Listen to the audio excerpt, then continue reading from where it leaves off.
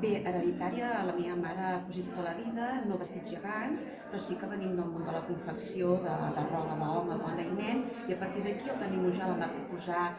vestir gegants i li vaig dir que sí, va ser tota una experiència. La dificultat més gran de vestir un gegant és que estem parlant d'un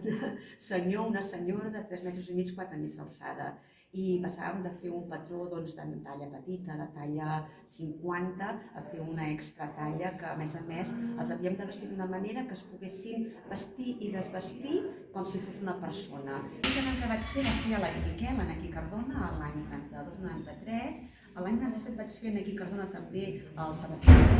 i a partir d'aquí anava fent tots els encàrrecs que em deia el Toni Mujal a partir del que li demanaven. Doncs encara que sembli mentida, el més difícil és fer això, la minilla, és per on ha de veure el geganter que hi ha dins per poder ballar, perquè s'ha d'ajustar molt bé. Per això s'ha d'iniciar uns coixins i s'ha de fer molt ben ajustat perquè es pugui veure bé.